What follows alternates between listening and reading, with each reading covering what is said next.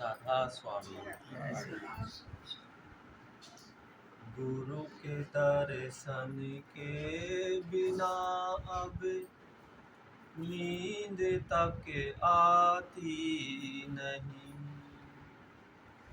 जग की बस तू कोई भी मन को मेरे भाती नहीं।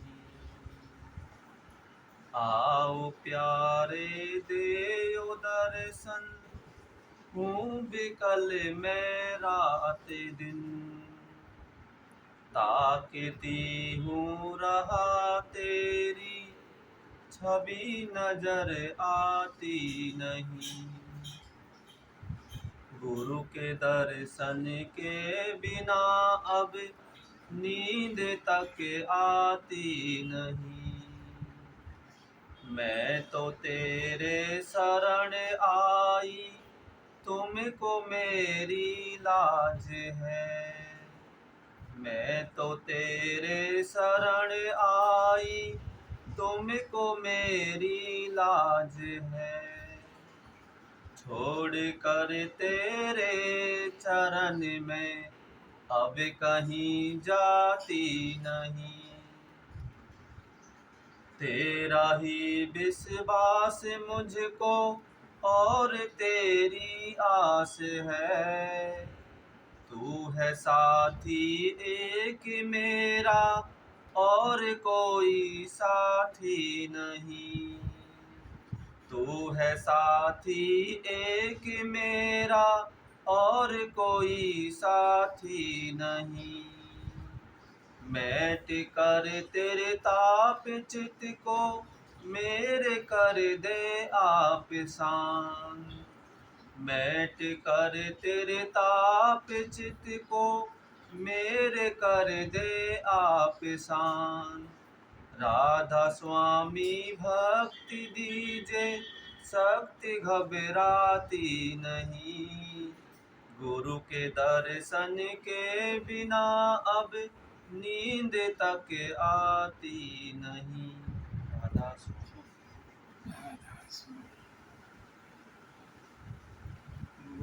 गुरुदेव जगत व्याप्तम्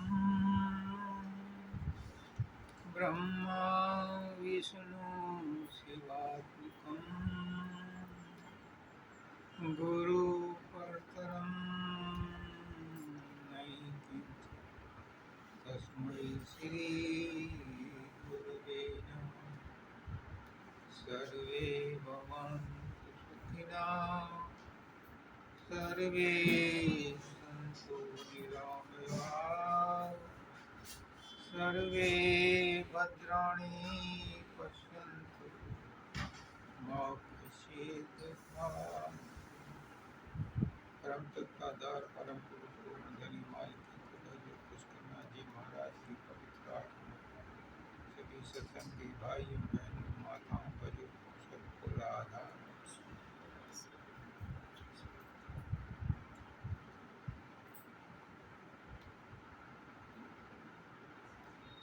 गुरु क्या है? आज हम खजूर पुष्करनाथ जी महाराज का जन्म दिवस और वैभव दिवस, उन दोनों का एक ही तारीख में, उसी तारीख को जन्म हुआ 13 मई को, और 13 मई को उन्होंने चोला छोड़ा। ऐसी पुण्य आत्माएं इस विश्व में दो चार ही हैं जो उंगलियों पर गिनी जा सकती हैं।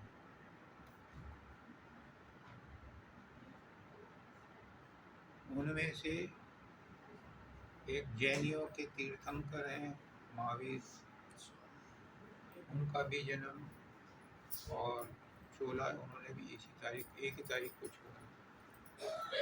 हमारे पवन मल्लन जी जो हैं, इनके फादर भी उसी तारीख को जन्म लिया था और उसी तारीख को चोला छोड़ा। एक हमारे दाता दयाल हैं, उन्होंने शिवरात्रि को ही जन्म लिया था, शिवरात्रि को चोला छोड़ा था। कुछ गिने चुने आदमी हैं, ऐसी महान आत्माएं बहुत कम होती हैं। हमारे पुष्करनाथ जी उन्हें महान आत्माओं में हैं कि उसी तारीख को जन्म लिया और उसी तारीख को उन्होंने चोला छोड़ा। डॉक्टर अरुण कहता है कि महाराज जी 3-4 दिन बाद हॉस्पिटल से डिस्चार्ज करेंगे। उन्होंने कहा मुझे तो घर जाना है। और जैसे ही वो 13 तारीख आई, रात को ही छोड़ दिया, तुम डिस्चार्ज करते रही हो, बाद में मैं तो जा रहा हूँ।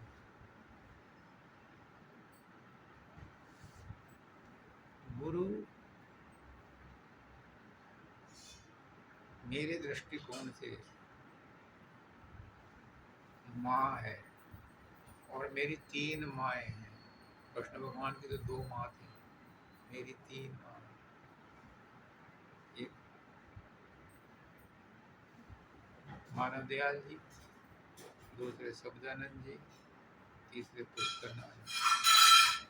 मानव दयाल जी ने मुझे नाम दिया, जन्म दिया।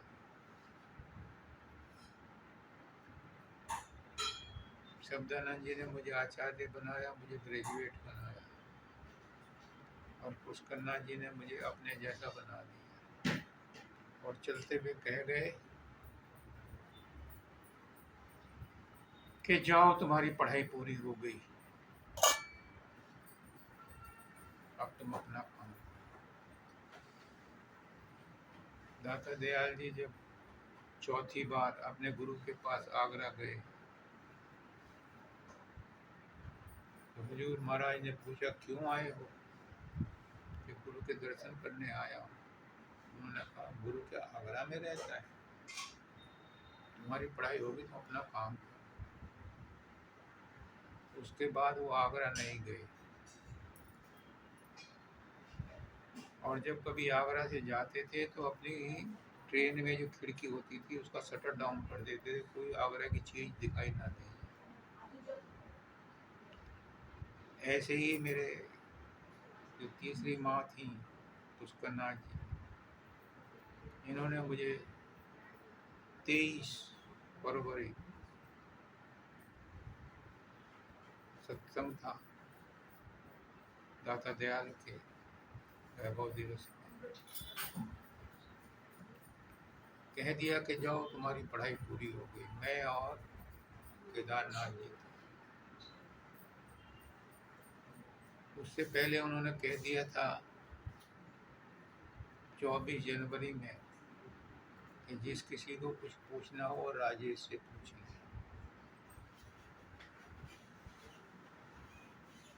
स्वामी जी महाराज ने भी जब चोला छोड़ा तो सत्संगियों ने पूछा कि आपके बाद हम किससे पूछें? तो उन्होंने कहा था कि राय सालिग्राम से पूछना।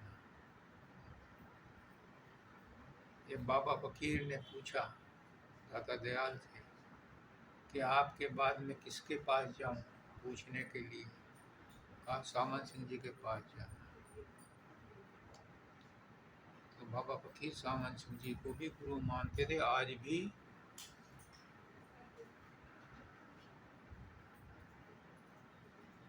बहुत बड़ा फोटो मानव मंदिर में सामन सिंह जी का है। उनको गुरु मानते थे क्योंकि उनके गुरु ने कहा था। आज हम ऐसे महान आत्मा का उपकार मानते हैं। उन्हें मानने के लिए गुरु का ऋण तो उतारा नहीं जा सकता, लेकिन उपकार तो उनका गाया जा सकता है। और गाया भी नहीं जा सकता, बस दिल में एक कसक सी लगती है, उठती है कि गुरु ने हमें सब कुछ दिया, उसके लिए हम क्या कर दें। तो उनका सबसे बड़ा ऋण उतारने का यही तरीका है कि जो भी जिज्ञासु है, जिसकी कोई समस्या है, उन्होंने आदेश दिया है कि उसका समाधान राजेश से करा लें। तो राजेश उस काम को करने के लिए रात दिन बैठा रहता है।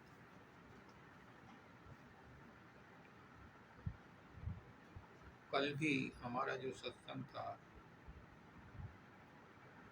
उसमें भी पुष्करनाथ जी का जिक्र कई बार आया और आज तो विशेष रूप से प्रेम सुख ने हमारे प्रोग्राम के ना होते हुए भी प्रोग्राम बना दिया। मानव दयाल जी कहते थे कि सत्संग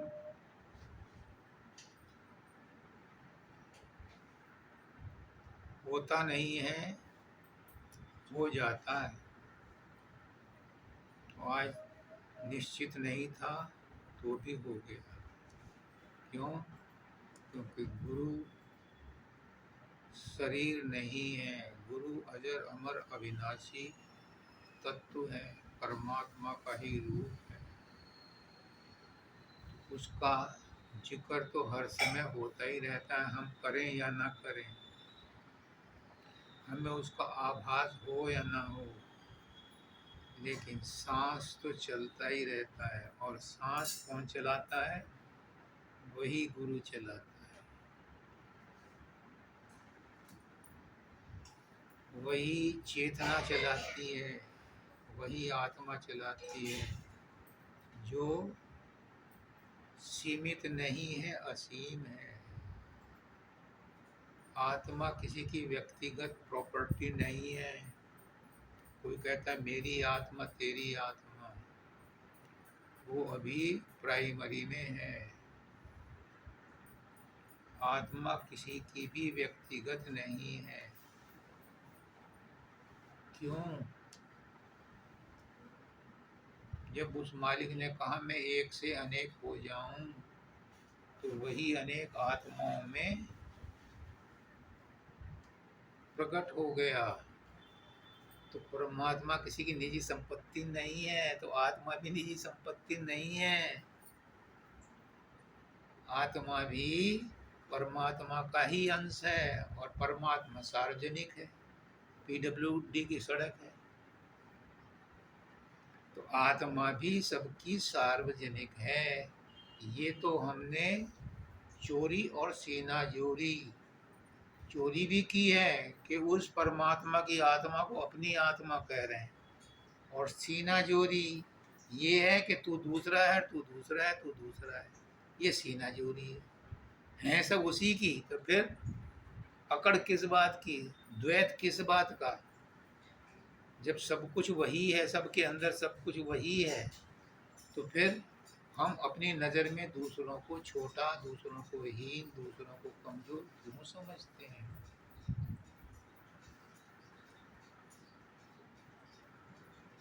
ये धर्म संप्रदाय परमात्मा ने नहीं बनाए।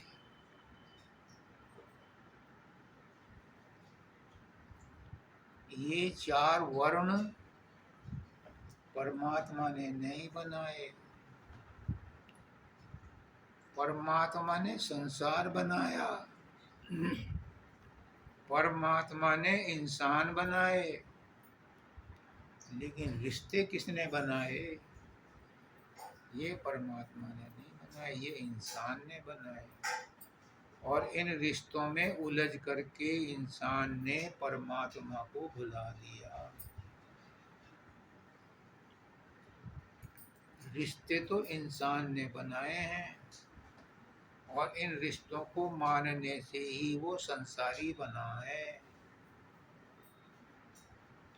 अगर इन रिश्तों को ना माने और अपना व्यवहार करे, मानव दयाल जी कहते थे कि तुम जिसे प्रेम कहते हो वो मोह है।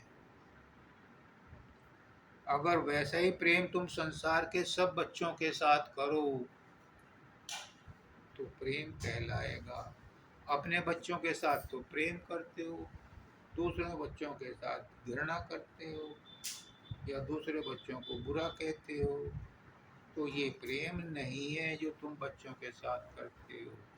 क्योंकि तुम जो बच्चों के साथ करते हो वो मोह है। परम दयाल जी, बाबा फकीर कहते थे, गौर से सुनो, इतने बड़े संत, कि मेरे पास मेरे छोटे भाई के बच्चे रहते थे, और मैं छोटे भाई को अपना बेटा जब ऐसा समझता था। वो मुझसे ज़्यादा कमाता था, वो ट्रैफिक मैनेजर था और मैं सिंपल असिस्टेंट स्टेशन मास्टर था। मेरी आमदनी कम थी, उसकी ज़्यादा थी, और वो घर में पैसे हम मुझे नहीं भेजता था। मेरी आमदनी कम थी तो मैं अपने घर का खर्च चलाने के लिए उसी स्टेशन पर कुलीगरी करता था, सामने भट्टे पर ईंटें ढोता था, क्योंकि मेरे गुरु ने हुक्म दिया था कि हक हलाल की कमाई खाना। तो मेरी माँ क्या करती थी, मेरे बच्चों को बादाम चुपके से देती थी कि खा ले बेटा, भाई के बच्चों को नहीं देती थी, मुझे बुरा लगता था।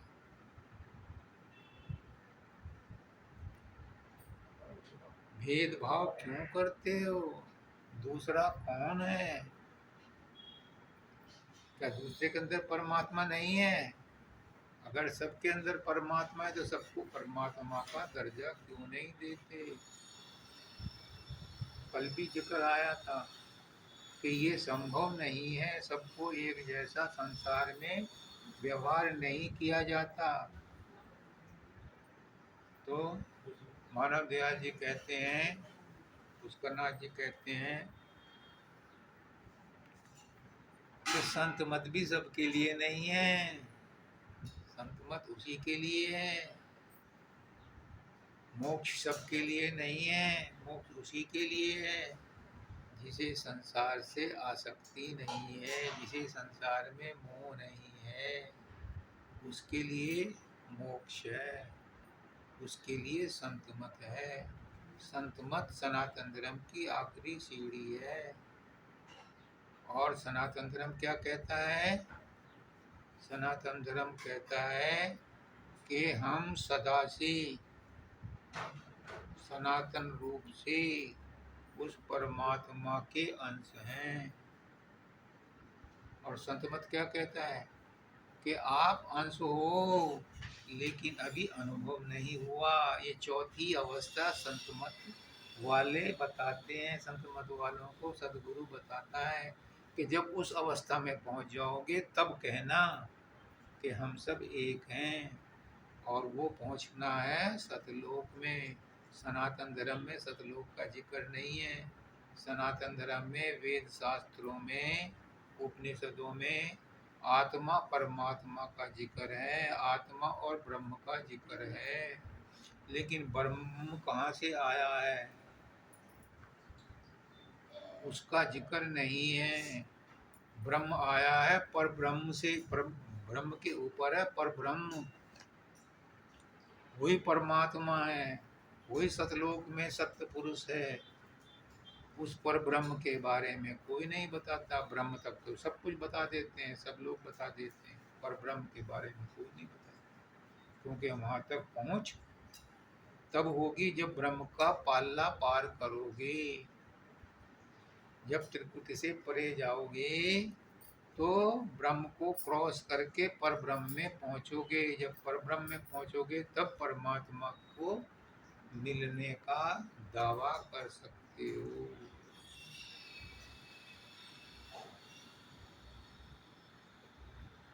तो सदगुरु की ये इम्पोर्टेंस है, सदगुरु की ये महत्ता है, ये उसकी विशेषता है कि वो हमें हमारा नाम और पता बताता है। हमारा नाम वो नहीं है जो हम संसार में जिस नाम से पुकारे जाते हैं। हमारा नाम आत्मा है और हमारे माँ बाप का नाम परमात्मा है। आत्मा और परमात्मा का संबंध सतगुरु बताता है। जो वो हमें नाम दान देता है तो हमारा गठजोड़ा कर देता है। किससे? अपना शब्द बोल करके हमारे जो खोपड़ी में शब्द है उससे उसको जोड़ देता है। लेकिन ये एडमिशन है। पुष्पनाथ जी कहते हैं ये स्कूल में एडमिशन है। एडमिशन करने के बाद बच्चे को घर पे पढ़ाई करनी पड़ती है, ट्यूशन भी पढ़ना पड़ता है, फिर परीक्षा पास करनी पड़ती है, तब जाके वो ग्रेजुएशन करता है। तो जो अंदर में नाम है जिससे सदगुरु जोड़ता है, वो स्टेप बाय स्टेप समझ में आता है जब हम गुरु के सत्संग में बैठ के उसकी बात सुनते हैं, उसके वचनों पर अमल करते हैं, तो आगे का रास्ता पता चलता है। तब हाई स्कूल, इंटरमीडिएट और ग्रेजुएशन की हम परीक्षा पास करते हैं। ये पहले गायत्री मंत्र बहुत शुभ और पवित्र माना जाता है। ओम बहुत पवित्र माना जाता है। उपनिषदों में और वेदों में ओम की बहुत वर्णन है। ओम ही वो साउंड है जो अपने आप हो रही है। उस ओम को सुनने का तरीका बहुत लोग बताते हैं, लेकिन वो अनुभवी नहीं होते, इसलिए सुनने वाले पर भी उनका प्रभाव नहीं पड़ता। जो अनुभवी होगा उसके वचन से सुनने वाले पर असर पड़ता है। एक राजा था, वो एक महात्मा के पास गया। पहुंचते पहुंचते शाम हो गई। उसने कहा, महात्मा जी मुझे नाम दान दे दो और मुझे वापस भी जाना है। महात्मा जी ने कहा, राम राम बोला करो। तो राजा ने कहा कि ये तो मैंने सैकड़ों बार सुना है, भिखारी भी राम राम बोलते जाते हैं। तो उसने कहा कि आप अब तो राजधानी जाओ और मैं जल्दी ही आपके यहाँ आऊँगा, तब इस बारे में चर्चा करेंगे। राजा चला गया क्योंकि शाम हो रही थी, उसको पहुँचना था। एक दिन वो बाबा पहुँचता है राजा के दरबार में। तो वहाँ जो बार सिपाही थे उसने कहा, राजा को गिरफ्तार कर लो। कोई नहीं हिला। और नज़दीक पहुँच करके जो उसके बॉडीगार्ड थे उन्हें कहा, राजा को गिरफ्तार कर लो। अब मंत्रियों को भी और गार्ड को भी गुस्सा आ गया, राजा को भी गुस्सा आ गया। राजा ने कहा, बाबा को गिरफ्तार कर लो। बाबा को गिरफ्तार कर लिया। बाबा ने कहा, राजन ये तुम्हारी उस बात का जवाब है। मैंने आपको राम नाम जपने के लिए कहा था, आपने कहा कि इसको तो दुनिया जपती है। मैंने कहा कि राजा को गिरफ्तार कर लो, किसी पर कोई असर नहीं हुआ। और आपने एक बार कहा और मुझे गिरफ्तार कर लिया, क्योंकि आपके शब्दों में ताकत है। जो मैंने नाम दिया था राम नाम, वो मेरा शब्द था, उसमें मेरी ताकत थी। तुमने उसे स्वीकार नहीं किया। तुम्हारे शब्दों को तुम्हारे गार्ड ने स्वीकार कर लिया और मुझे गिरफ्तार कर लिया, यही दोनों में फर्क है। अब राजा को बात समझ में आ गई। तो गुरु जो नाम देता है उसमें उसकी ताकत होती है, लेकिन हम क्या करते हैं, हम ये समझते हैं गुरु ने जो नाम दिया है इसे रट लो। ओम ओम को रट लो, गायत्री मंत्र को रट लो। दाता दयाल कहते हैं, गायत्री मंत्र रटने की चीज नहीं है, ओम रटने की चीज नहीं है। ओम ध्वनि है, इस ध्वनि को पकड़ो। गायत्री मंत्र रटने की चीज नहीं है, क्रिया विधि है। इसमें कहते हैं छोटे बच्चों को, ओम भूर्भुवः स्वः, तुम भूर्भुवः स्वः, स्थूल शरीर, सूक्ष्म शरीर और कारण शरीर को छोड़ दो। उससे नेह लगाओ जो तुम्हारी बुद्धि को प्रेरणा देगा और उससे तुम्हारा आगे का मार्गदर्शन होगा। उसे तो कोई करता नहीं है। और भूम भूर्भुवः स्व की है 1000 मालाएं, 1,00,000 मालाएं, 10,00,000 मालाएं जप करते हैं। सुबह में पढ़ रहा था कि वो ध्वनि, वो नाम, वो सब, वो परमात्मा शब्द रूप में सबके अंदर है और उसी को ओम कहा जाता है, जो त्रिपुटी तक रहता है। त्रिपुटी के बाद और सुपर ओम है, उसका तो किसी को पता नहीं। जो त्रिपुटी तक ओम है उसको कोई नहीं जानता। जो राम नाम है, ये राम नाम नाम के अंदर ही समाया हुआ है। तुलसीदास जी कहते हैं, राम न सके नाम गुण गाई, यानी नाम जो है राम से भी बड़ा है। जो गुरु नाम देता है वो गुरु से भी बड़ा है, क्योंकि वो नाम शब्द है और शब्द परमात्मा है। उस नाम को कोई पकड़ता नहीं और राम नाम की माला जपते हैं। अगर वो नाम जपते हुए तुम अंदर में शब्द से जुड़ जाओ तो उसका कुछ फायदा होगा। कहते हैं कि आजकल रामायण का पाठ करते हैं, सुंदरकांड का पाठ करते हैं, बहुत अच्छी बात है, क्योंकि नाम नामी के साथ ही रहता है। नाम में ही राम समाया हुआ है। नाम को अगर लगन लगा लो तो राम प्रकट होगा, लेकिन कितनों को प्रकट हुआ और कौन सा प्रकट हुआ? पुष्करनाथ जी कहते हैं कि एक बार वो अमेरिका गए तो उनके साले के लड़के की बहू बोली कि मुझे शिव जी के दर्शन हुए। तो पुष्करनाथ जी ने पूछा, क्या देखा शिव जी के दर्शन में? अब ऐसा फोटो है, ऐसे ही दिखाई दिए। तो उन्होंने कहा, ये फोटो किसने बनाया है? ये किसी आदमी ने बनाया है। और उस आदमी ने कैसे बनाया है? कल्पना से बनाया है। मूर्ति किसी कारीगर ने बनाई है और वो भी कल्पना से बनाई है। तो तूने जो रूप देखा वो कल्पना का रूप था।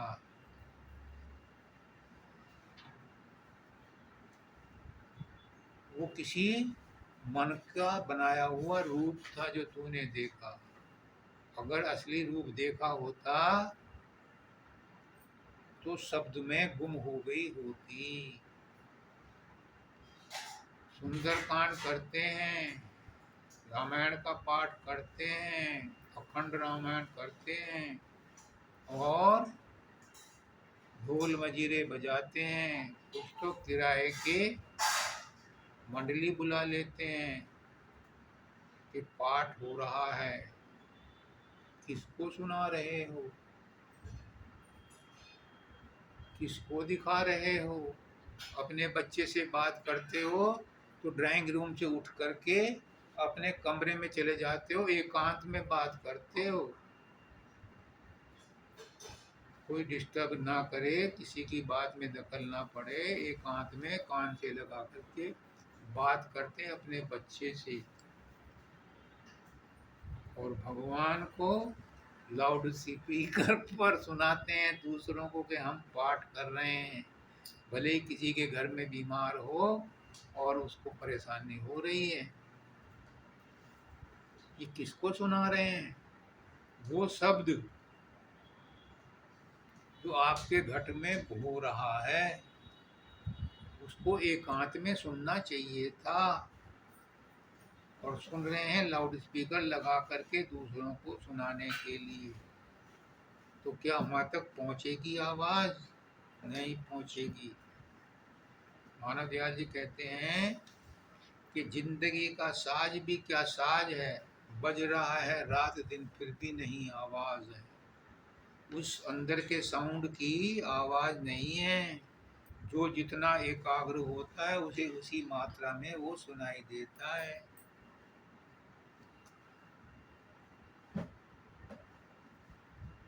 जैसे जैसे मन एकाग्र होता जाता है वैसे ही उस आवाज की ध्वनि स्पष्ट होती जाती है, पास आई हुई महसूस होती है, लेकिन शोर शराबे में नहीं होती। पुष्करनाथ जी ने कहा था कि अगर तुम ब्याह शादी में गए हो, डीजे बज रहा है, चाट पकौड़ी की स्टॉल लगी हुई है, तुम खाना खा रहे हो, इधर डांस हो रहा है, और उस समय तुम अगर आधा मिनट के लिए भी अपने आप से जुड़ गए, अपने आप को भूल गए, तो 10 बरस की समाधि से ज़्यादा गुण मिलेगा, क्योंकि आपने उस डिस्टरबेंस में अपने आप को सिकोड़ करके और अपने आप से जुड़ गए। तो वो जुड़ना है अपने अंदर उस शब्द से जो हमारे अंदर हो रहा है। गुरु अपने शिष्य को सारे भेद बता देता है, सारे नुक्ते बता देता है, सब रहस्य बता देता है। इसलिए जो गुरुमुख शिष्य होता है वो गुरु का एहसान अपनी जान से ज़्यादा मानता है, अपने शरीर से ज़्यादा मानता है। मुझे पता है शरीर तो छूट जाएगा, मन भी छूट जाएगा, आत्मा भी पीछे रह जाएगी, लेकिन परमात्मा के साथ मिली हुई आत्मा एकता में रहेगी। इसलिए वो गुरु का एहसान मानता है कि तूने मुझे इस संसार से, इस 84 से बचा करके जो मेरे ऊपर उपकार किया है, उसके लिए मैं तुझे क्या अर्पण करूं। फिर क्या कहता है, गुरु के दर्शन के बिना अब नींद तक आती नहीं, जग की कोई वस्तु भी मन को मेरे भाती नहीं। ये गुरु के साथ तार जुड़ जाता है, प्रेम हो जाता है, फिर गुरु को भुलाया नहीं जा सकता। 24 घंटे वो धुन हो रही है, उसी में लय हुआ रहता है, उस धुन को ही सुनता है। ये कहती है तो मेरा, लेकिन बहुत बड़ा लेकिन है, ये परीक्षा है हमारी तुम्हारी, प्रेम तो कि तेरे लिए है। प्रकृति ने पूरा प्रबंध कर रखा है, काल ने पूरा प्रबंध कर रखा है तुम्हारी टांग खींचने के लिए, तुम ऊपर ना जाओ। जबरदस्त मुंह के फंद डाले हुए हैं और जबरदस्ती हमें ऊपर चढ़ने से रोकता है ये संसार। क्यों? मन काल का एजेंट है, और काल नहीं चाहता कि उसका कोई आदमी, कोई जीव उसके चंगुल से बाहर जाए, इसलिए वो हर तरह के हथकंडे अपनाता है इसको डिस्टर्ब करने के लिए। वो तो कहता है कि गुरु के दर्शन के बिना अब नींद तक आती नहीं, लेकिन मन बीच में ऐसी चाल चलाता है कि वो सब भूल जाता है, राग रागनी सब भूल जाता है, और फिर प्रकृति ने पूरा प्रबंध कर रखा है, हथकंडे अपना रखे हैं, जगह जगह खाई खोद रखी हैं कि इनमें कूद के कोई जीव बाहर ना जाए। तो घर गृहस्थी तो भाई ऐसे ही टांग खींचेगी। इसलिए पुष्करनाथ जी क्या कहते हैं, इनकी हर बात लाजवाब है। वो कहते हैं कि ये परिवार, ये संसार, ये रिश्तेदार जितने भी हैं सब लेन देन के हैं, अपना लेन देन चुकता करो, जो तुम्हारी जिम्मेदारी है उसे पूरी ईमानदारी से निभाओ, छोड़ करके मत जाओ, भाग के मत जाओ, संसार से भागे फिरते हो, भगवान को क्या तुम पाओगे, नहीं पा सकते संसार को छोड़ के। लेकिन लेकिन पुष्करनाथ जी ने एक सुपर बात बता दी, क्या? कि इनके साथ संबंध मत रखो,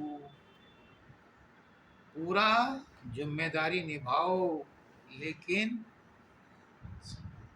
मन परमात्मा में लगाओ, मन गुरु में लगाओ, शरीर इनको दे दो, मन भी इनको दे दो, आत्मा परमात्मा में जुड़ी रहने दो, तब तो पार जा सकते हो। अगर मन से इनके बारे में सोचने लगे तो फिर वो जो बात कह रहे हैं ना, गुरु के दर्शन के बिना नींद नहीं आती, फिर संसार की परेशानियों में नींद नहीं आएगी। रात रात भर इतने संकल्प विकल्प उठेंगे। कहते हैं जब संसार जागता है तो संत सोता है, और जब संत सोता है तो संसार जागता है।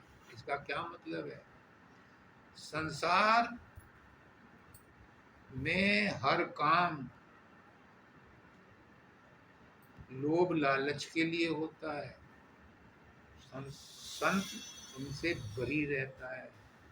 संसार दिन में 420 ही करता है, पेट पालने के लिए सब कुछ करता है। संत अपने भजन सुमरन में मस्त रहता है। तो जब संसार जागता है, संत सोता है, यानी उनसे विमुख रहता है, उन कर्मों को नहीं करता, उन पचड़ों में नहीं फंसता। और जब संसार सोता है तो संत जागता है। कैसे? संसार जागता है, संसार सोता है संसार को भूलकर, शरीर को भूलकर, मन को भूलकर, और संत उस समय में शरीर से भी जागृत रहता है, मन से भी जागृत रहता है, और आत्मा से भी जागृत रहता है कि इसमें फंस ना जाऊं। वो चौकन्ना रहता है। इसलिए कहते हैं कि जब संसार सोता है तो संत जागता है, यानी वो अपने ऊपर निगरानी करता है। और जब संसार जागता है तो संत उस समय उस तरफ से सोया हुआ रहता है। वरना ये संसार कब पछाड़ दे किसी को पता नहीं। विश्वामित्र कितने बड़े तपस्वी थे, कितनी बार पछाड़ा मन ने उन्हें, कोई ठिकाना नहीं रहा उनका। एक विश्वामित्र कोई नहीं, सैकड़ों ऋषियों मुनियों को पछाड़ा है मन ने। मन किसी के बस में नहीं आता, मन उसी के बस में आता है जो मन को अपने अंदर में शब्द से जोड़ देता है। और शब्द से जोड़ना इतना आसान नहीं है। कल भी इस पर जिक्र हुआ था। मन के साथ दुश्मनी करके आप सफल नहीं हो सकते, क्योंकि सारी ऊर्जा मन को कंट्रोल करने में ही लगा दोगे तो सूरत को ऊपर चढ़ाने में कहाँ से शक्ति आएगी। इसलिए मन को प्रेम से मित्र बना लो। तो जब मन प्रेम से मित्र बन जाता है तो ये साधन अभ्यास में, सुमरन ध्यान में मदद करता है। मन को भी इस बात का ख्याल है कि तू भी जन्म जन्मांतरों से भटक रहा है, तूने कौन सी आराम लिया। आत्मा को तो भटका ही रहा है, पर तू भी तो भटक रहा है। गांव में हम देखते थे, अब तो खैर ग्वाले नहीं होते, वो जब गाय खोल के ले जाते थे और शाम को आकर के बांधते थे, तो जो गाय हरियाली हरियाली होती थी ना, यानी भागती थी या इधर उधर दौड़ती थी या वापस लौटती थी, तो उसके साथ दूसरी गाय का गठबंधन कर देते थे ताकि वो खेतों में ना जाए। ऐसे ही गुरु भी करता है। मन जब भागता है तो गुरु कहता है कि इसे शब्द के साथ जोड़ दो, तो मन फिर सोता मन कस जागे भाई, सो अब मैं करूं बयां। ये मन किसी के बस में नहीं आता। स्वामी जी महाराज कहते हैं इसे शब्द के साथ जोड़ दो तो ये बस में आ जाएगा। और सबके साथ जोड़ने के लिए गुरु की मदद चाहिए। पुष्करनाथ जी कहते हैं तुम्हारे अकेले के बस में कुछ नहीं है, हम कुछ नहीं कर सकते। जब हमारा मन उस शब्द के साथ जुड़ जाएगा जिसको तुम ओम कहते हो, जिसको तुम राम कहते हो। राम क्या है?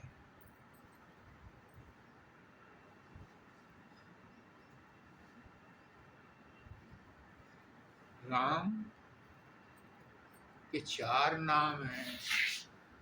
एक राम दशरथ का बेटा, एक राम घटघट में बैठा, एक राम का सकल पसार, और एक राम सबसे न्यारा। अब तुम कौन से राम को जप रहे हो? किसको प्राप्त करना चाहते हो? तुम्हारा लक्ष्य क्या है? कल भी जिक्र हुआ था लक्ष्य का। तो जिस राम को तुम प्राप्त करना चाहते हो, लक्ष्य तय कर लो कि तुम्हें अयोध्या वाला राम चाहिए, तो पॉलिटिक्स में घुस जाओ। तो वो तो राम पॉलिटिक्स वाला है। और अब तो संत महात्मा भी उसी में घुस गए। चारों मठाधीश नहीं आए, अहंकार ईगो ने उन्हें आने नहीं दिया। तो मोदी प्राण प्रतिष्ठा करेगा और हम थाली बजाएंगे, ताली बजाएंगे। उनमें भी, इतने बड़े संतों में भी ये मान आ गया, मान मनी का रोग पसरिया, बड़े बने जिन मार से ही। तो कौन से राम की तुम्हारा लक्ष्य प्राप्त करना? एक राम घटघट में बैठा, घटघट में मन बैठा। मन को बना लो अपना राम, तुम्हारी इच्छाएं पूरी हो जाएंगी, संसार का सब सुख सुविधाएं मिल जाएंगी, संसार में तुम्हें प्रगति हो जाएगी, संसार में तरक्की हो जाएगी। एक राम दशरथ का बेटा, एक राम घटघट में बैठा, एक राम का सकल पसारा।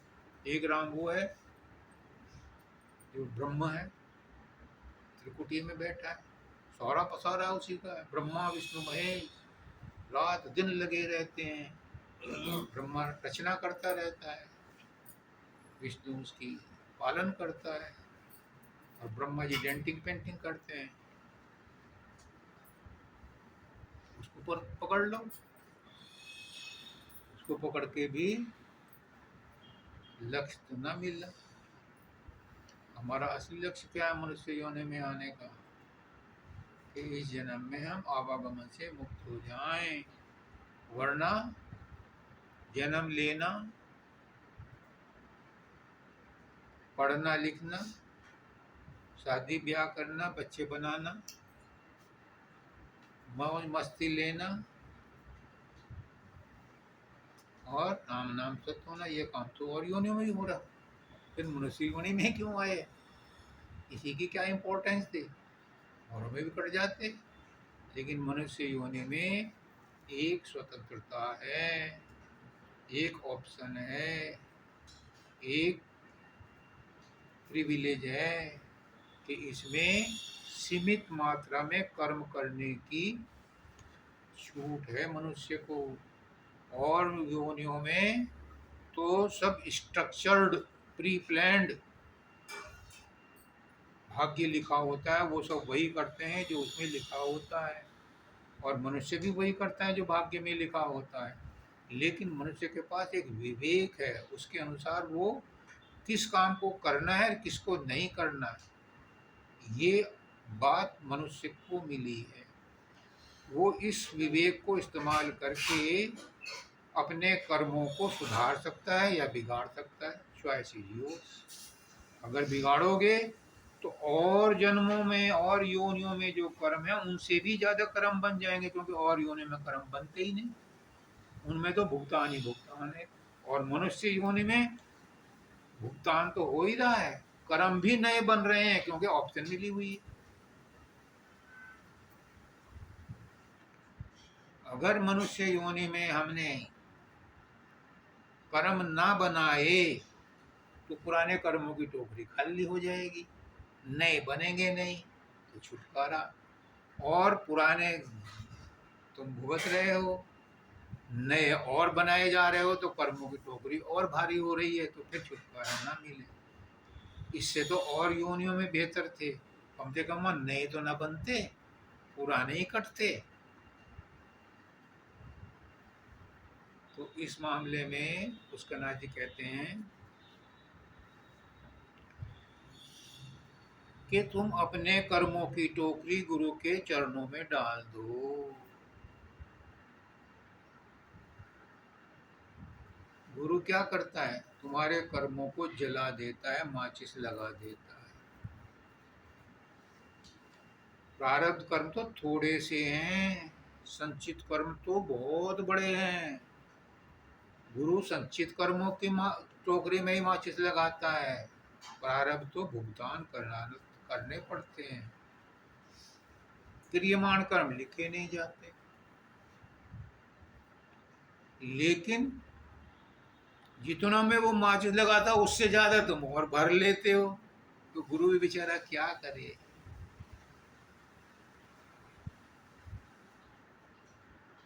उसके कहने के अनुसार कोई चलता ही नहीं। कहता है, गुरु कहता है कि किसी से ईर्ष्या द्वेष मत करो, लेकिन हमें फुर्सत ही नहीं मिलती चुगली करे बगैर या सुने बगैर, दूसरों की बुराई करे बगैर या बुराई सुने बगैर मजा ही नहीं आता। मैं चुप बैठा रहता हूँ तो कहते तुम्हें सुनाई नहीं पड़ रहा है। मैंने कहा मेरे को अपने ऊपर लागू करो कि तुम कितना दूसरों की बातों में बतरस में आनंद लेते हो। अगर लेते हो तो उनका प्रभाव तो तुम्हें भुगतना पड़ेगा, वो तो तुम्हारे कर्म बन गए। हमारे अपने क्या कर्म कम है जो हम दूसरों की बुराई सुन करके उनके कर्म भी अपने ऊपर ओढ़ लें।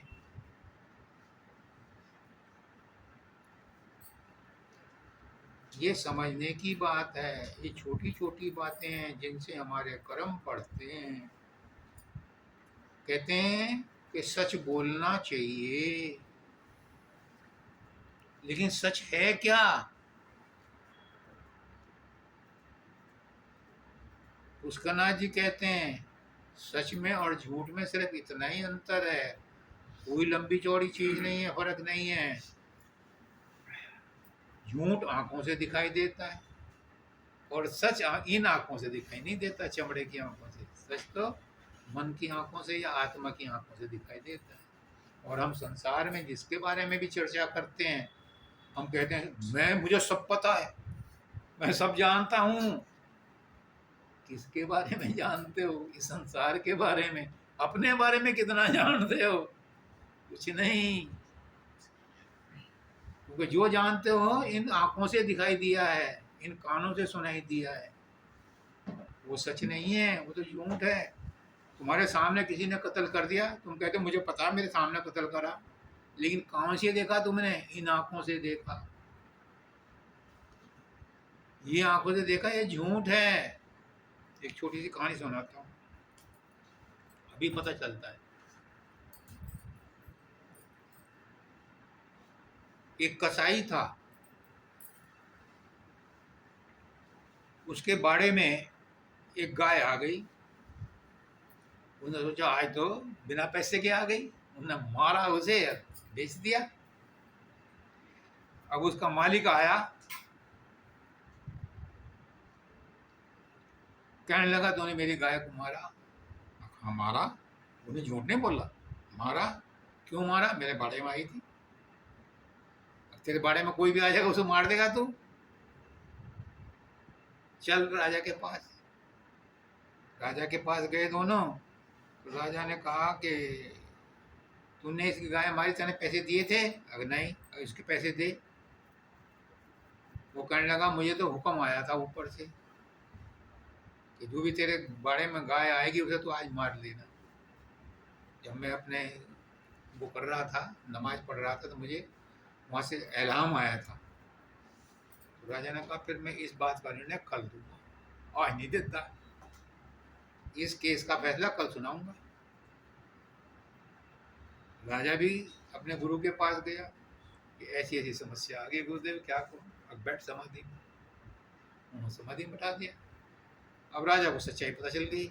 अगले दिन उसने कहा उस गाय वाले को कि तू अपने घर जा, इतने में ही छुट्टी हो गई तेरी, जा, पैसे वैसे नहीं मिलने के तुझे। अब क्यों, कल तो आप मुझे पैसे दिलवा रहे थे इससे। अब मैंने देख लिया है पिछले जन्म में तूने इसकी गाय को भी मारा था, इसकी बीवी को भी मारा था, और जबरदस्ती तूने जो है इसके पैसे छीन करके अपना काम चलाया था। आज तूने सिर्फ गाय मारी, तुझे छोड़ दिया, तेरी बीवी को छोड़ दिया, अपना घर जा। तो जिन आंखों से तुम देख रहे हो सच्चाई, ये सच्चाई नहीं है, सच्चाई इससे परे है, अंतरात्मा से पता चलती है, वो किसी के पास नहीं है। हम कहते हैं कि मुझे सब पता है, दुनिया के बारे में पता होगा, मैं तो कहता मुझे कुछ पता ही नहीं। सोक्रेट कहता है आई नो नथिंग, मैं जानता हूँ मुझे कुछ नहीं पता। और मैं वो पढ़ रहा था, क्या लिख रहा था मैं, अभी एक किताब है बृहदारण्यक जो उपनिषद है, उसका ऋषि कहता है कि जो ये कहता है मैं जानता हूँ, वो कुछ नहीं जानता, और जो कहता है मुझे कुछ नहीं पता, बस वही जानता है सच्चाई।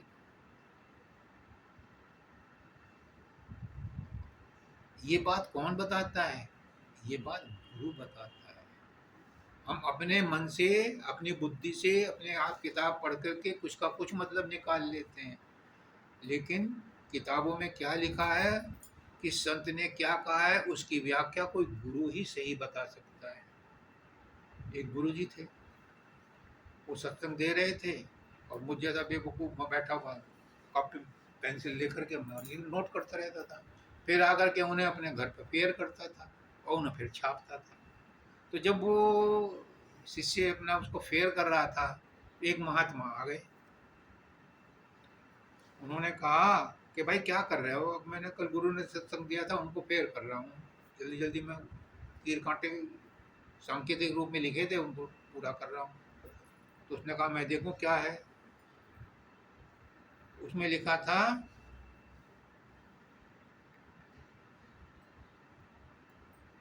कि मुक्ति भी भुक्ति है। वो कहने लगे यार ये तो तुमने गलत लिखा, ऐसा तो नहीं हो सकता। उसने कहा मेरे गुरु ने जो कहा है वो सच है, पत्थर की लगी है, मैं जान नहीं कुछ क्या है। ये तो हर बात गुरु की बात मानकर पत्थर की कील मान। तो कहने लगा ये तो सच नहीं हो सकता। तुमने कहा चलो मेरे गुरु के पास। गुरु ने कहा कि मुक्ति की इच्छा ही भुक्ति है। अब उसको अकल आ गई, जो संत ऑब्जेक्शन कर रहा था वो आगे कि मुक्ति की इच्छा भुक्ति है, भोगनी पड़ेगी। मुक्त हो गए तो कोई बात नहीं, लेकिन मुक्ति की इच्छा रखना ये भी भोग है। तो गुरु की हर बात में कुछ रहस्य छिपा है, हर आदमी उसको नहीं जान सकता, लेकिन हम कहते हैं हमें सब पता है। गुरु के दर्शन के बिना अब नींद तक आती नहीं, जग की कोई वस्तु भी मन को मेरे भाती नहीं। अरे कोई गुरु से प्रेम तो करके देखो, फिर संसार अपने आप छूट जाता है, संसार में रुचि कम हो जाती है। इसलिए लोग बात सत्संग में नहीं आते कि कहीं हमारा संसार ना बिगड़ जाए। वहाँ गया था मैं ग्वालियर, तो लड़के की नई नई नौकरी लगी थी, शादी हुए तो 3-4 साल हो गए थे, लड़की भी थी उसके। तो उन्होंने सत्संग रखा था इसके प्रीति के पिताजी ने, उसका भाई है वो। उसने कहा कि महाराज जी आप जो कहते हो ये तो हम रिटायरमेंट के बाद करेंगे। हमने कहा ठीक बात है, अभी थोड़ा ना करोगे,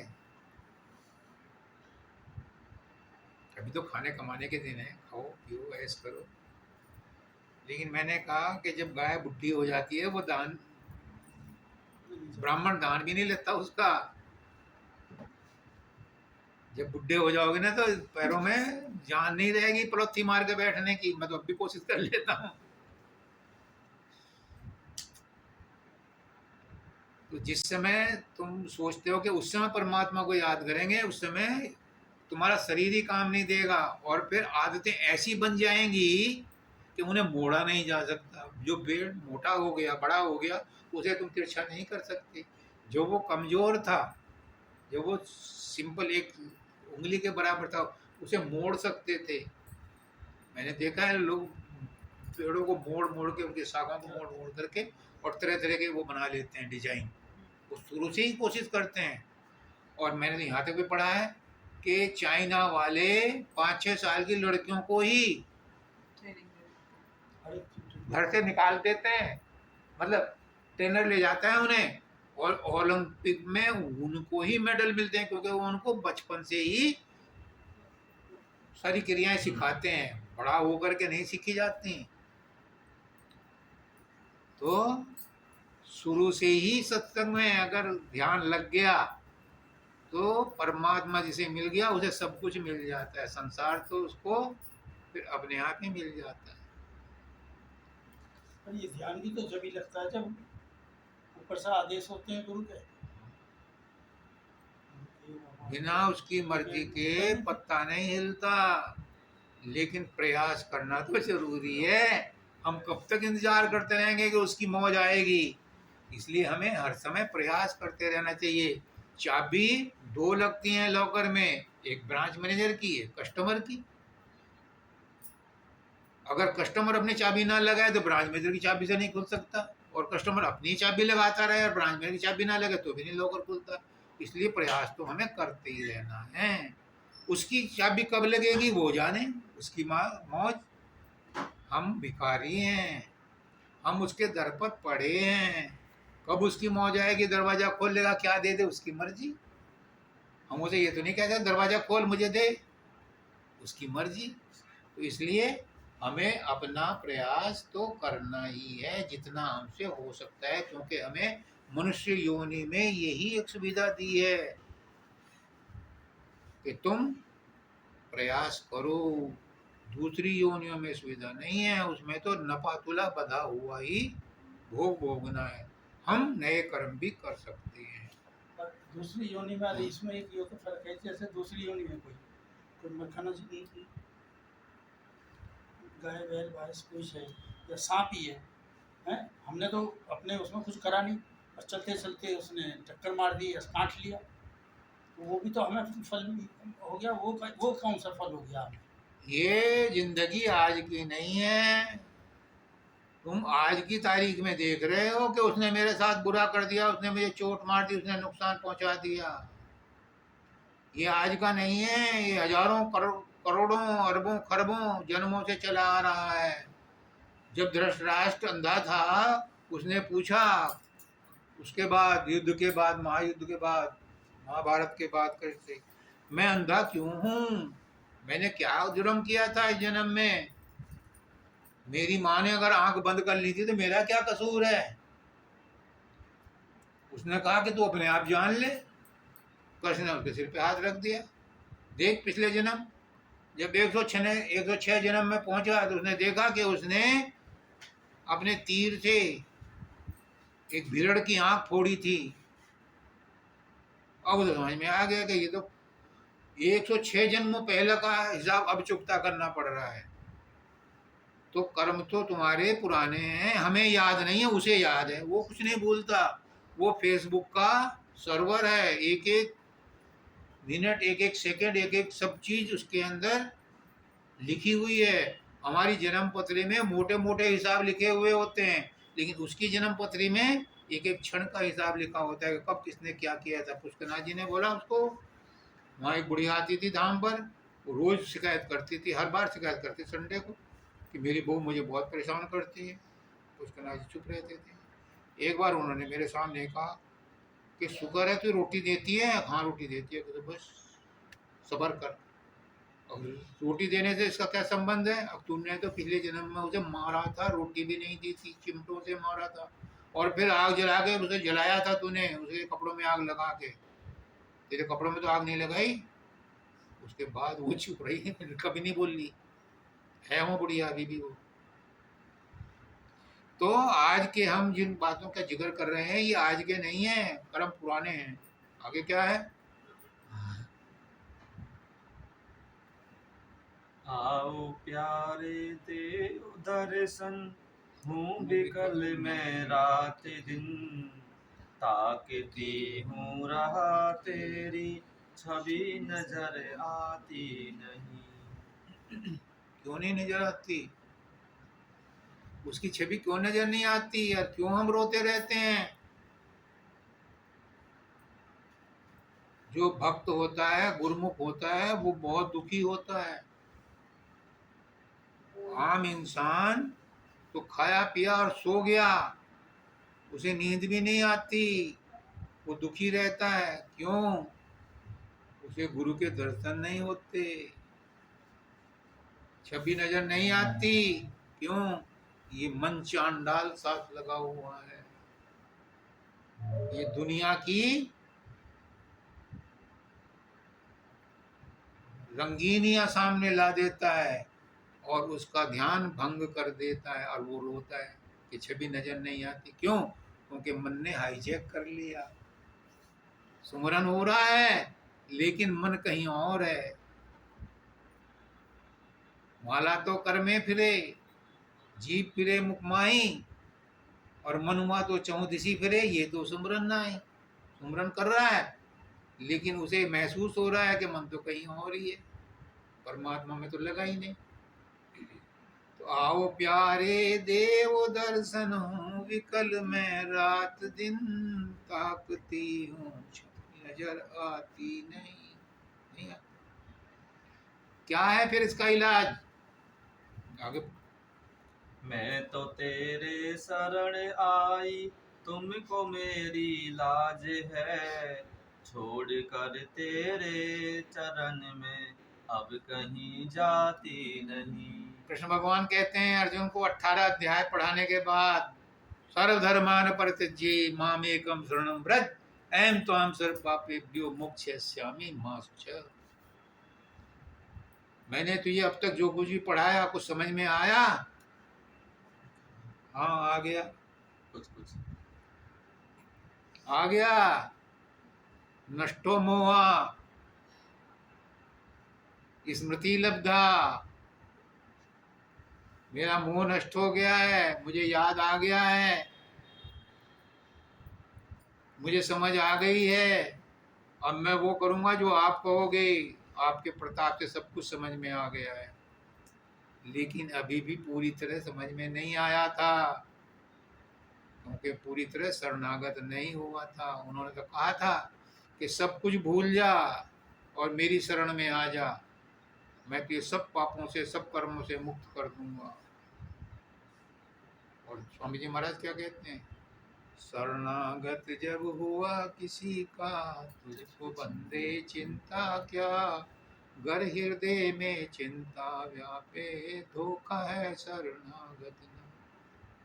अगर वो शरणागत हो गया होता, अभिमन्यु के मरने पे आत्महत्या करने को क्यों कहता?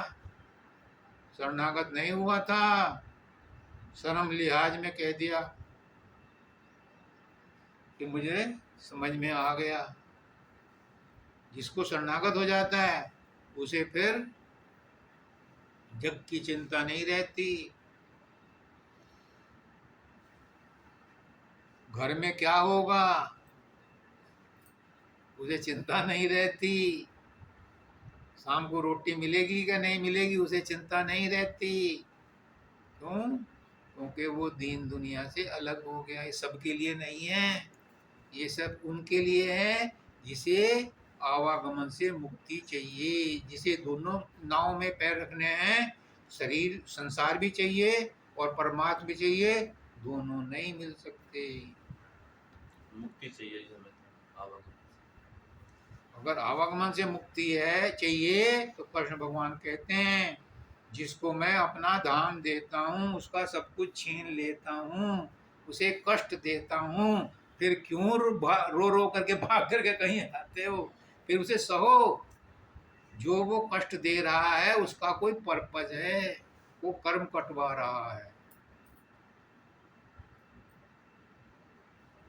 शरीर में कष्ट है, दवा लो, लेकिन परेशान मत हो, क्योंकि शरीर में कष्ट कर्म काटने के लिए किया जा रहा है। डॉक्टरों का भी कर्जा देना है, केमिस्ट का भी कर्जा देना है, वो भी करो, लेकिन बीमारी अपने समय पर ही दूर होगी, क्योंकि कोई भी चीज परमानेंट नहीं है। और अगर परमात्मा सिर दे के मिल जाए, सिर कटा के भी परमात्मा मिल जाए तो भी सस्ता सौदा है, क्योंकि एक ही जन्म बर्बाद हुआ, और बर्बाद नहीं हुआ, आबाद हो गया। बुधो,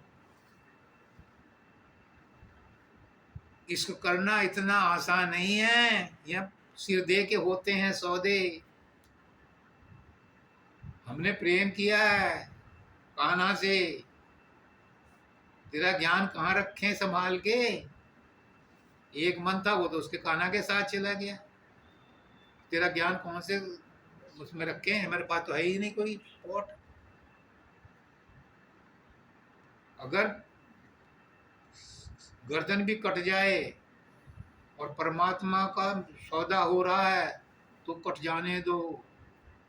संत महात्मा यही करते हैं।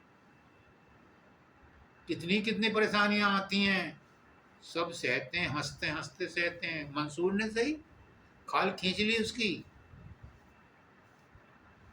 जीसस क्राइस्ट को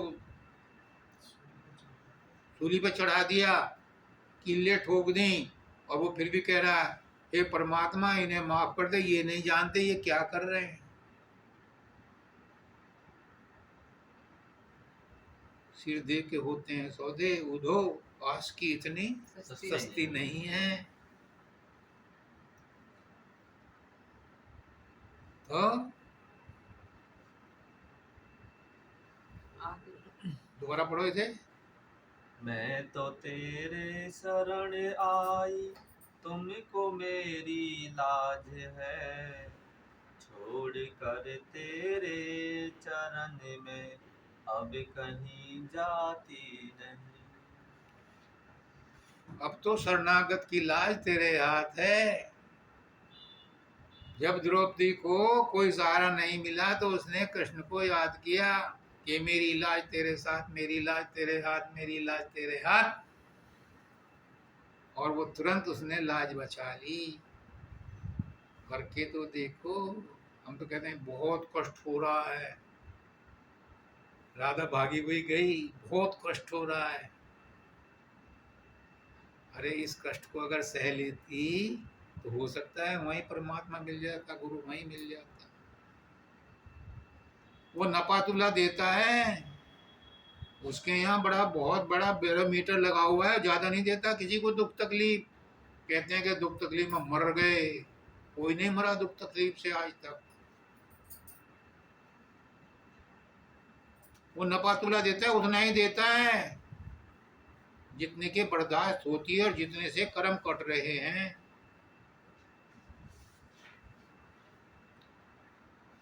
अगर परेशानी आ रही है घर में, गुस्सा नाराजगी हो रही है, ये प्रारब्ध कर्म कट रहे हैं, इसे हंसी खुशी झेल लो, तो कर्म नहीं बनेगा, उसके और कर्म बन गए।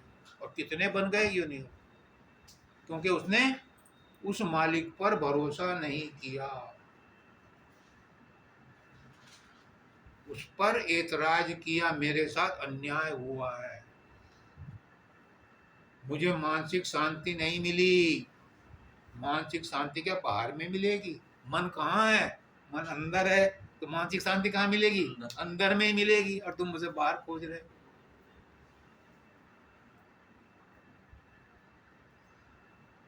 जिन्हें गुरु नहीं मिला वो अगर करते हैं ऐसा व्यवहार तो ठीक है, पर जिन्हें मिला हुआ है वो करते हैं तो वो गुनाह है।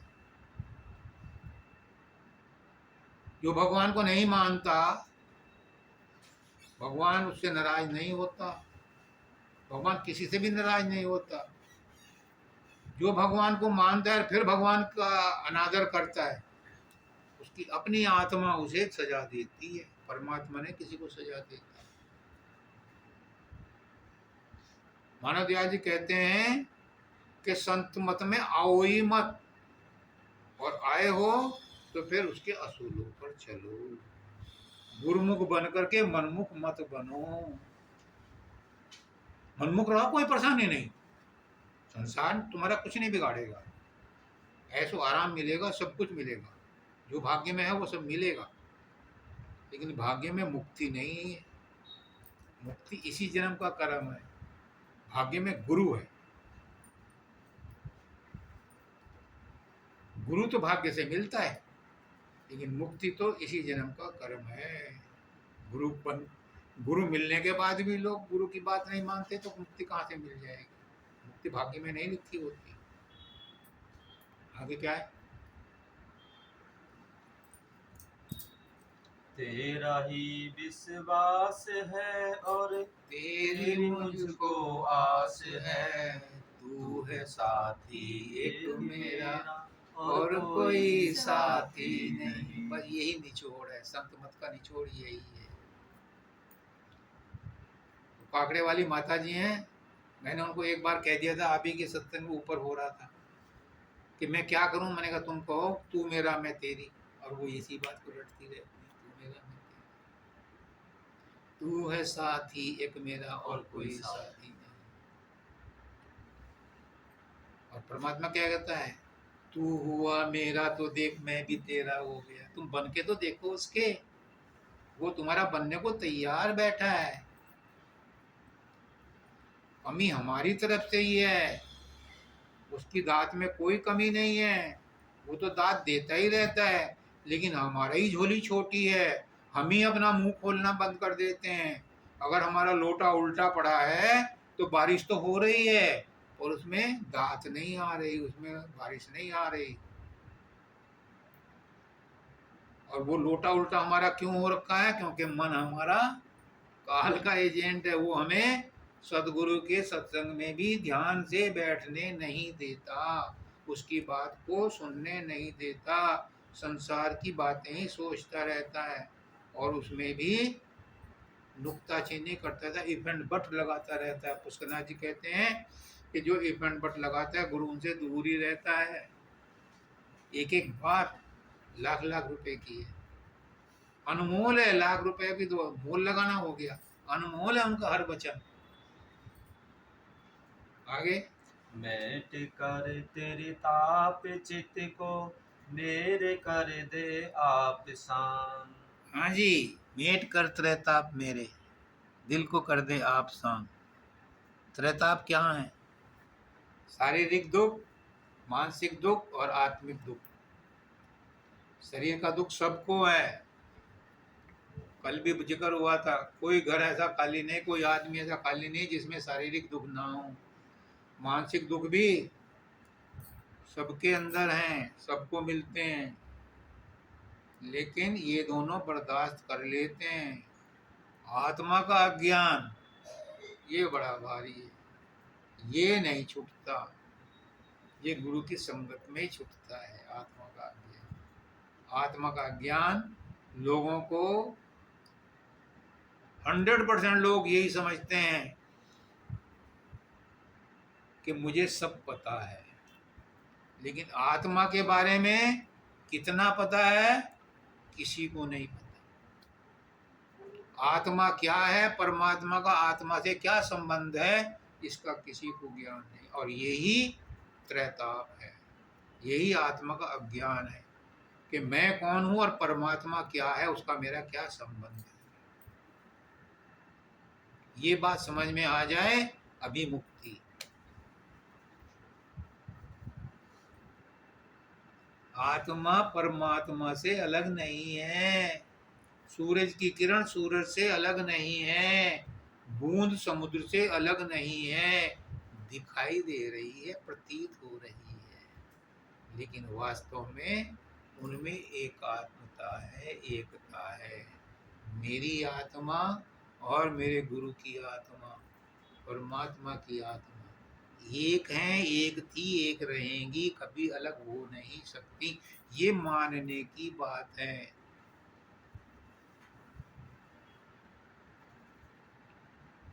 अरे मरकज़े आलम है तू, ये बात मेरी मान ले। हमारी आत्मा परमात्मा की अंश मानने में क्या बिगड़ता है? मान लो, एक है, हम अलग नहीं हैं।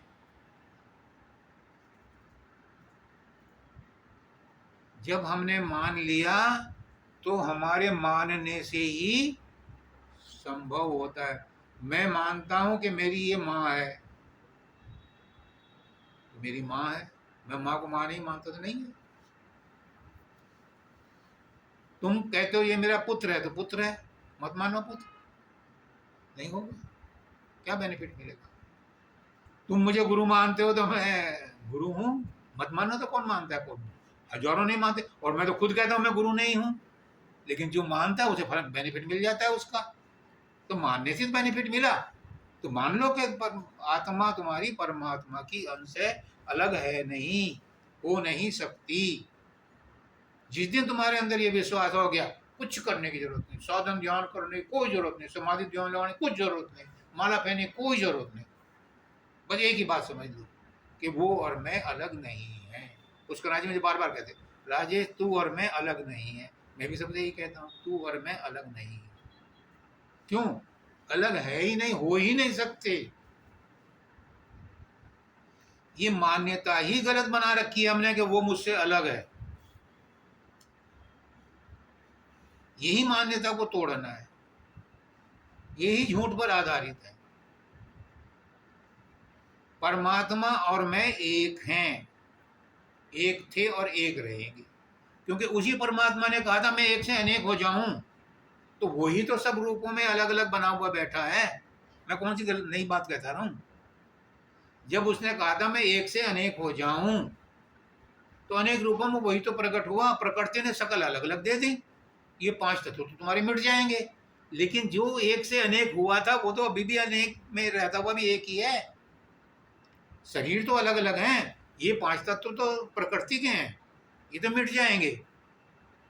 लेकिन जो उसने कहा था मैं एक से अनेक हो जाऊं, तो अनेक में वो किसमें हुआ था? उसकी आत्मा ही तो सब में प्रवेश करी थी। तो वो आत्मा के रूप में तो अभी भी एक ही है। आत्मा छोटे रूप में है, परमात्मा बड़े रूप में। एक माइक्रो है, एक मैक्रो है, और क्या फर्क है? अब एक बड़ा फोटो है, इसका एक छोटा फोटो ले लो, तो फोटो तो वही है, उसका टुकड़ा नहीं है।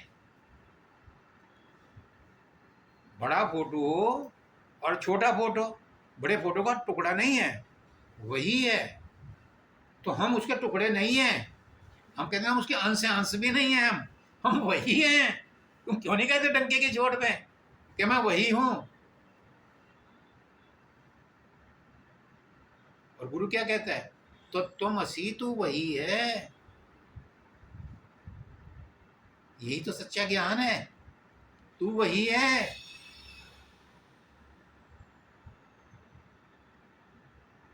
क्योंकि उसी ने तो कहा था मैं एक से अनेक हो जाऊं। तो अनेक रूपों में कौन है? वही है। लेकिन ये माया का जो हमारा मुखौटे पहन रखे हैं हमने, इसमें हम एक दूसरे को अलग अलग समझते हैं। अगर ये धारणा आज बन जाए कि वो और मैं एक हैं, वो है ही नहीं, या ये कह लो कि मैं हूं ही नहीं, वही है, या कह लो कि वो नहीं है बस मैं ही हूं, दोनों बात एक ही है। मैं कहने में तो फिर भी अहंकार आता है, इसलिए ये कहो कि मैं हूं ही नहीं, वही है, बस वही है, तो वही है, मैं भी वही है, तो बस मुक्ति है कहाँ बंधन? बंधन तो उसे होगा जो द्वैत में होगा। अब द्वैत रहा ही नहीं, मेरा अस्तित्व ही नहीं है। मैं तो खुद कहता हूं मेरा कोई अस्तित्व नहीं है। अस्तित्व तो उसी का है, क्योंकि उसी ने कहा था मैं एक से अनेक हो जाऊं। तो फिर बंधन है कहाँ? जिसका तस है, जो का तुम है, यही है सार्थक। लास्ट में क्या कहते हैं? राधा स्वामी भक्ति दीजे, शक्ति घबराती नहीं। भाई यही भक्ति है, यही प्रेम है, और प्रेम बिना भक्ति नहीं होती। और प्रेम से ही शक्ति आती है। शक्ति क्या है? शक्ति फिर वही बात, शक्ति उसी प्रेम की धारा है। अरे उस आत्मा को ही तो शक्ति कहा है। शक्ति घबराती नहीं, क्यों घबराएगी? आत्मा क्यों घबराएगी जब वो उसी की अंश है? किसी दूसरे के घर में जाए तो परेशानी हो, जो अपने घर में जा रही है तो उसे कहेंगे परेशानी। अरे परमात्मा से तो निकल के आई है और परमात्मा में मिल रही है, तो घबराने की क्या जरूरत है? सत्य कहाँ घबराएगी? क्यों घबराएगी? वो गैर थोड़ा ही है। गैर तो हमने मान रखा है, हमारी मान्यता को ही हमें दुरुस्त करना है। और वो दुरुस्त वही होगा कि नेगेटिव विचारों को पॉजिटिव विचारों से रिप्लेस कर दो। अब तक नेगेटिव विचार थे कि परमात्मा हमसे कहीं दूर बैठा है, अब पॉजिटिव विचार करो कि परमात्मा ही है सब में, मेरा अस्तित्व ही नहीं है, परमात्मा का अस्तित्व है, तो बंधन है ही नहीं। परमात्मा का अस्तित्व है, चाहे जैसे रखे, जैसे भी रखना चाहे वैसे रखे, चाहे माला पहना के रखे चाहे बिना माला के रखे। माला तो शरीर ने पहनी है, आत्मा ने थोड़ा ना पहनी है। आत्मा तो अजर अमर अविनाशी थी, है और रहेगी। आत्मा का और परमात्मा का संबंध कोई तोड़ नहीं सकता। ये जो मन ने भ्रम पैदा कर रखा है, इस भ्रम को ही तोड़ना है और कुछ नहीं। तो आज का सत्संग सारा का सारा निचोड़ हो गया कि उसको अपना मानो, तुम उसके हो जाओ या उसे अपना बना लो, सबको राधा। हाँ